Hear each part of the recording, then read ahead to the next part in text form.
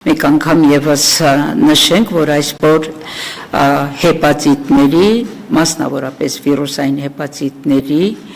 պայքարի, բայց ոչ միայն պայքարի, այլև իրազեկության օր ամբողջ աշխարհում։ Հուլիսի 28 այսօր ամբողջ աշխարհը նշում է այսօրը, կարևորում է այսօրը։ Համարենք, որ այսօրը համարվում է հեպատիտների դեմ պայքարի համերաշխության օր ամբողջ աշխարհում։ Օրը պատահական չէ, դա համարվում է մեծագույն գիտնական Բլումբերգի ծննդյան օրը, որը աշխարհում առաջի անգամ հայտնաբերեց հեպատիտ B վիրուսի մի մասնիկը Ավստրալիայի աբորիգենների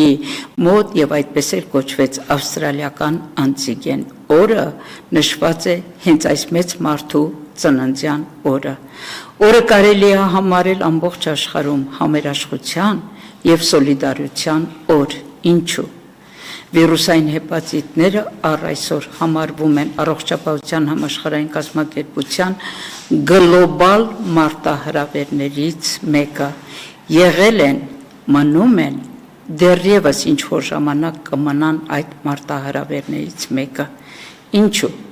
Վիճակագրական տվյալներ ներկայացնենք։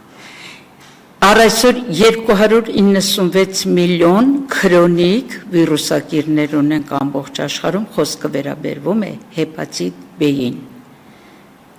Սա նշանակում է, եթե այն համարենք դինամիկ process եւ 20-ից 30%-ի մոտ զարգանա այնպիսի բարդություններ, ինչպիսին են լյարդի ցիրոզը եւ լյարդի առաջնային ուռուցք, այլ կերպ ասած հեպատոցելյուլյար կարցինոման,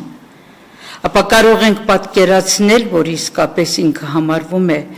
մարտահրավերներից ամենամեծ մարտահրավերը։ Էլ չենք ասում, որ շատ պացիենտներ, որոնք ապրում են այս վիրուսի հետ, դեռևս իրազեկված չեն, որ իրենք ունեն եւ ապրում են այս վիրուսի հետ։ Ընդամենը մինչև 10% ախտորոշում ունենք ամբողջ աշխարհում, կարող է մի փոքր տատանոմ լինել, եւ մնացածները դեռևս իրազեկված չեն այս չարիքի գոյության եւ համակեցության մասին իրենց հետ։ Սա նշանակում է, որ այն կարող է զարգանալ եւ հասունանալ բարդությունները, որոնք նշեցինք մի քիչ առաջ։ Հայաստանում հեպատիտ B-ի նախնական տվյալների համաձայն ունենք 2% վարակվածություն։ Հայաստանում էլ նույնպես համարվում է իրազեկության աստիճանը այն, ինչ որ աշխարհի բոլոր երկրներում։ Այսինքն մեծամասամբ ինֆեկցվածները իրազեկված չեն իրենց համակեցության մասին այս վիրուսի հետ։ Այդ իսկ պատճառով Հայաստանում բնական է փնտրտուքներ կա, ինչու ենք ասում պետք է հասնենք էլիմինացիա, այն էլ 2030 թվականին, 2030 թվականին 4 տարի է մնացել ընդամենը, որպեսզի առողջապահության համաշխարհային կազմակերպության կողմից ուրեմն առաջարկված տարին կոչենք տարի առանց հեպատիտների։ Այդ իսկ պատճառով մեր Հայաստանում կան ստրատեգիաներ դրանց վաղ հայտնաբերման, ախտորոշման եւ բուժման համար։ Ինչ է այդ նորությունները վաղ հայտնաբերման համար։ Ցանկացած վիրահատական միջամտությունից առաջ դրված է հրահանգ։ Բոլոր պացիենտները, ովքեր կգնան տարբեր վիրահատական միջամտությունների, պետք է հետազոտվեն հեպատիտ B-ի եւ հեպատիտ C-ի վրա։ Եվ դրանք ոչ միայն վիրահատական, մանկաբարձական, բոլոր հղիներն են հետազոտվում, այսինքն մենք ունենք թիրախային խմբեր, որոնք հետազոտվում են ի սկզբանե այս վիրուսների մարկերների համար, ժամանակի հայտնաբերումը, ժամանակին ճիշտ ախտորոշումը,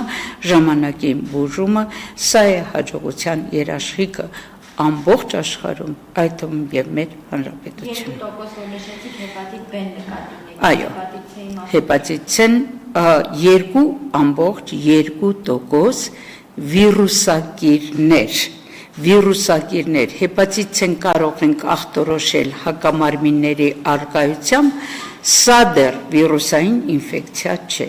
եւ կարող ենք ախտորոշել միայն եւ միայն վիրուսի հայտնաբերումով։